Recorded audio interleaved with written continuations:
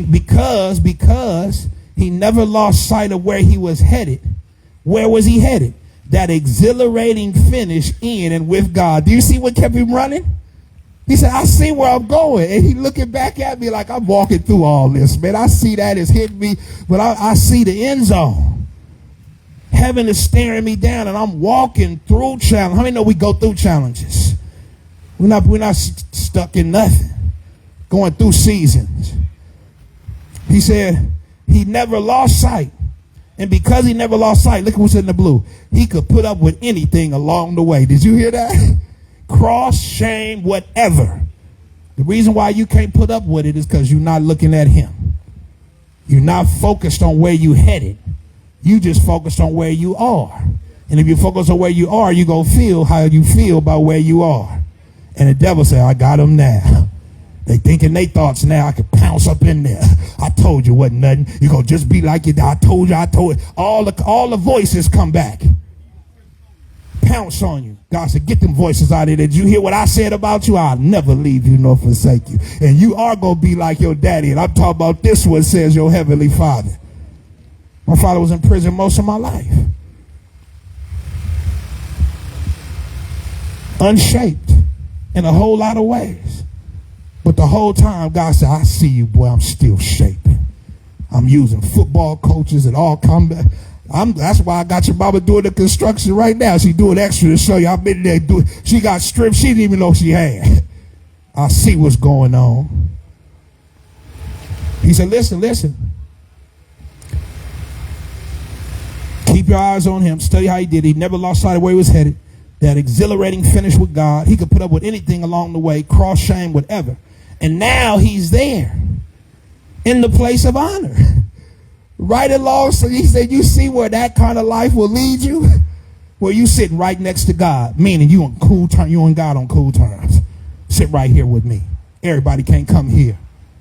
Jesus said, this is where I'm leading you, to be at peace with God, where you could sit down next to God instead of run. Ain't that the last scene in the garden? They had to run up out of there. God said, I'm bringing you back and welcoming you in. He said, listen. And now he's there in the place of honor right alongside God. When you find yourself struggling in your faith, go over that story again, item by item. That long litany of hostility he plowed through. That will shoot adrenaline into your souls. Do you hear? He say, seeing him go through it will help you go through it.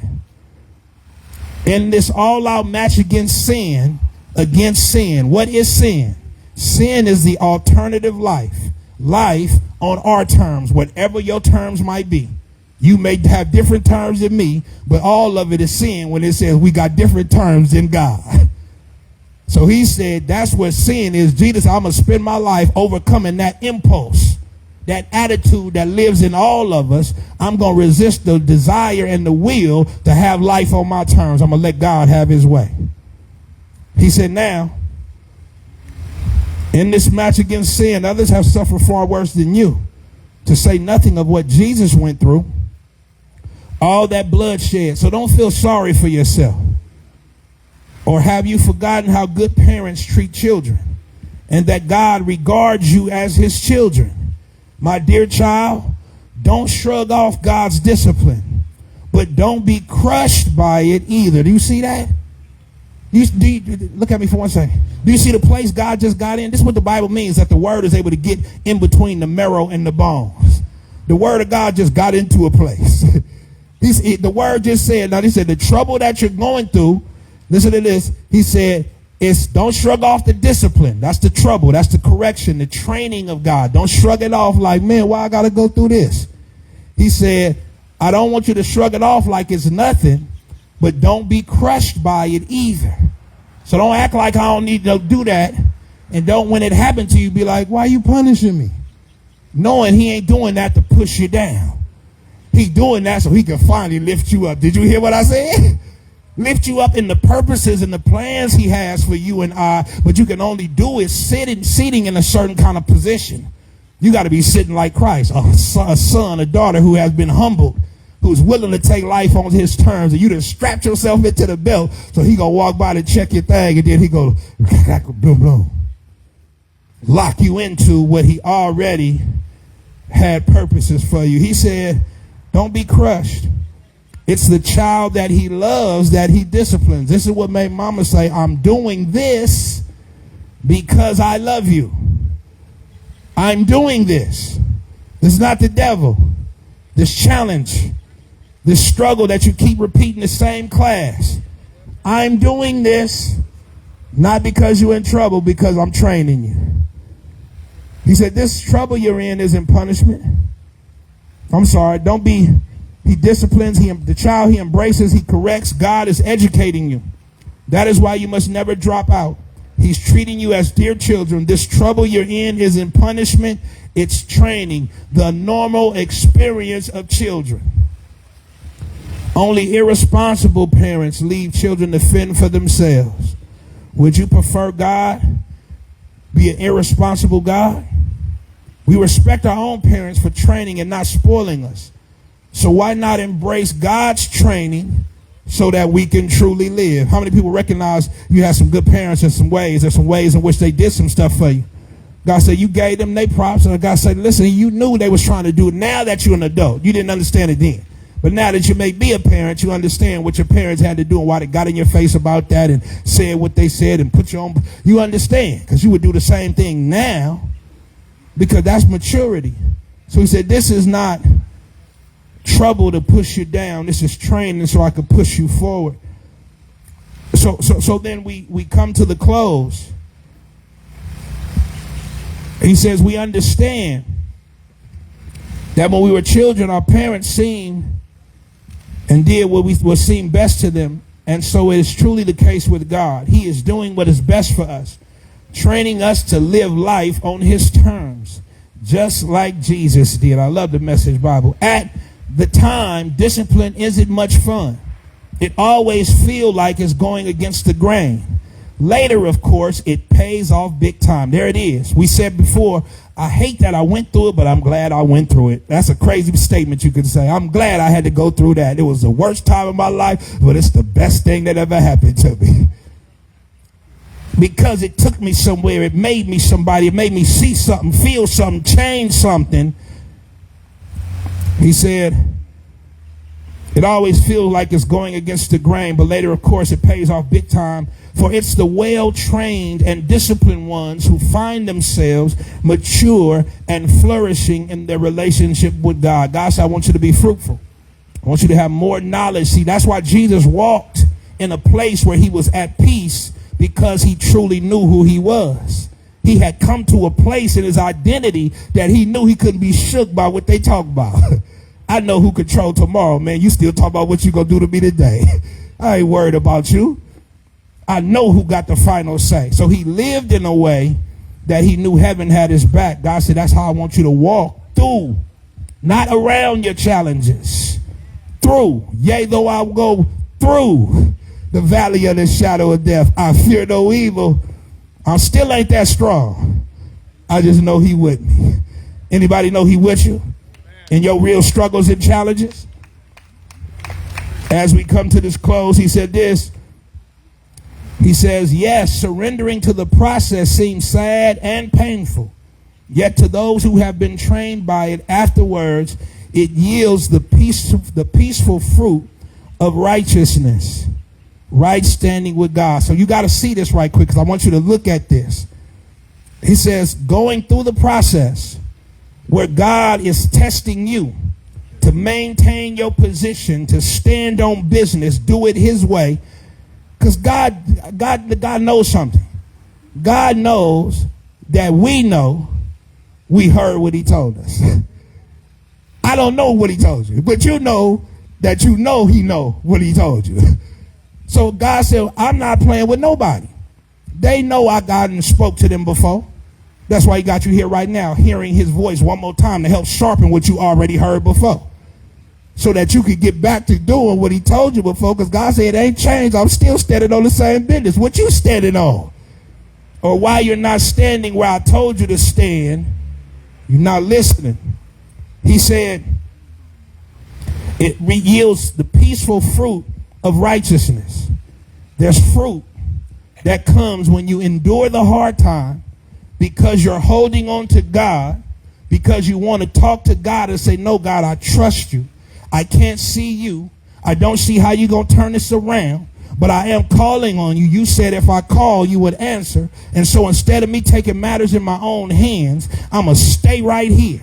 And what God says is, I hear you talking to me. I'm going to talk back just like when Jesus talked. The angel immediately appeared and said, we got you, baby. We with you. Don't worry about nothing, which made him hold on even tighter to God's hand. What that is, that place where that connection deepened, God said, that's the place that you have been brought to right standing with me. You standing right where I want you to stand. And I'm looking at you standing there.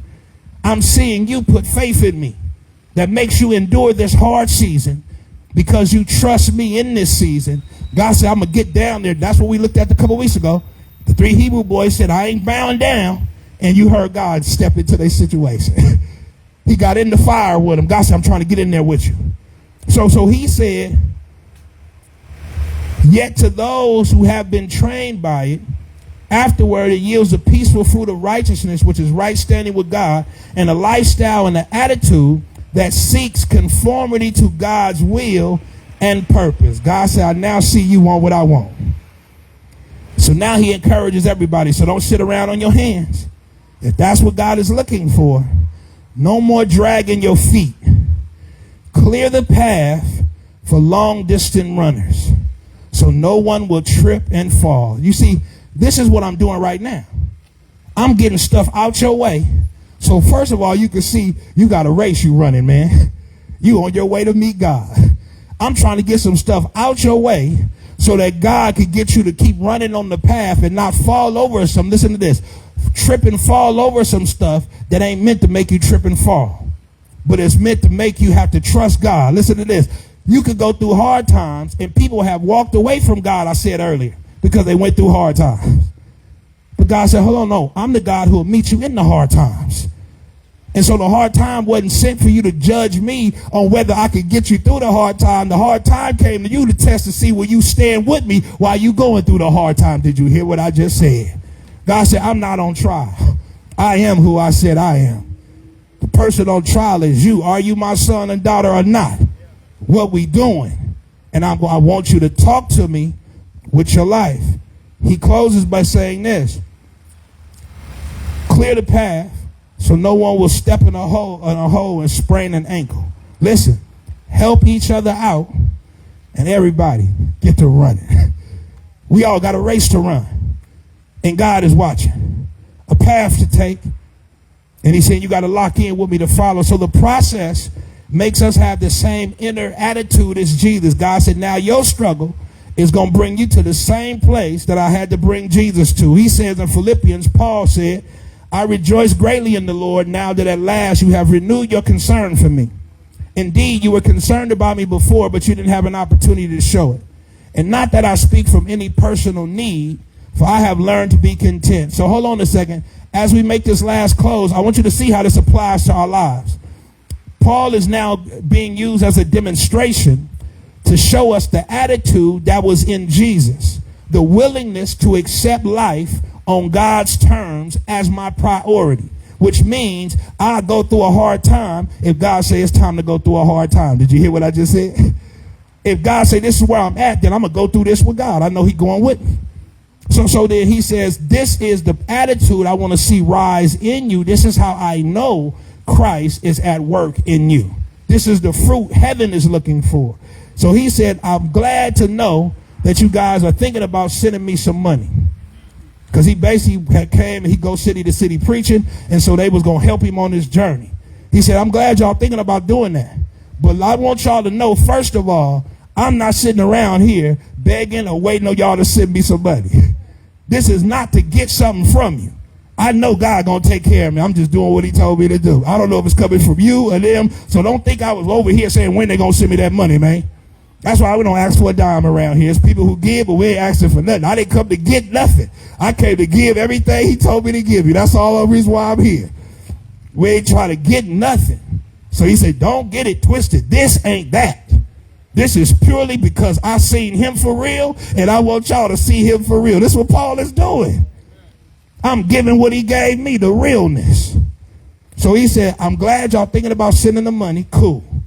But listen, I'm not in a place where I need it or I'm struggling in that sense, for I have learned to be content and self-sufficient through Christ, satisfied to the point where I'm not disturbed or uneasy regardless of my circumstance. Did you hear that?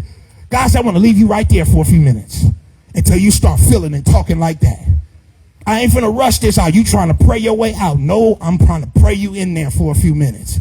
Because I want the fruit that'll come out of that time. You trying to go around it, but I'm sending it to you so you could go through it, because I want you to be able to say something he finna say in a few minutes. He said, I learned to be content and self-sufficient. Listen, it's not in my own sufficiency. I ain't got it. But Christ keeps supplying. He said, I'm satisfied to where I'm not disturbed or uneasy. This is the test. You know you're disturbed because when you get disturbed and uneasy, listen to this, you'll lose patience. You become like you try, but God said, I sent you to help people. But you going through a hard time, and now your help is feeling funny. It's feeling like you don't want to really help. You're running out of patience because of what you got to go through to do the help. But I sent you to help. So I don't want you to be that kind of witness for me. So what I got to do is, before I send you to that person that's going to need your help, and they're going to take you through it in order for you to help them to get through it, then I got to test you over here, because I don't want you to show up looking like that over there with them, because I'm sending you to help. So let me help you first. So I'm going to let you stay in the tight spot until you make the right adjustment and give me what I want. You trying to get out. God said, I'm trying to get you to stay in, undisturbed and unbothered. I'm working on that part. You there, but you're bothered. You there, but you're mad. You got to help. You're there, but you don't want to go do it. You're doing it with an attitude. God said, I'm waiting on you to change your attitude. It's the inner attitude. Jesus didn't be in the garden like, dang, man, I got to do it. All right, whatever, let's do it. He wasn't mad. He was willing. Man, for them, the Bible says, for the joy that was set before him, he endured the cross. I'll go through this right now because I see y'all in heaven smiling. I see the future. So I'm willing to deal with the present moment so that that future remains true. Listen. So that, God said, I want you to do the same thing. I'm going to act like I'm really your son or daughter so that that future could be true, says God. I'm fighting for what you're fighting for. He said, I know, verse 12, I know how to get along and live humbly in difficult times. God said, I'm trying to teach you how to do that. You don't want to go through them times. You want to stay up, because that's what the world talking about. We up. It's up and it's stuck. No, only in God is it up and stuck.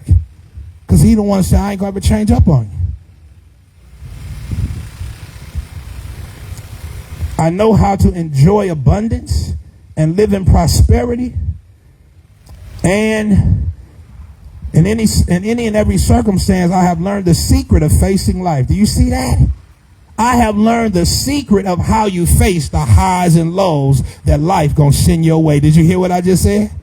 You going to have ups and downs, just guaranteed. You ain't getting out of here without none of that. And we ain't even going to get out of here alive. It's going to happen to all of us.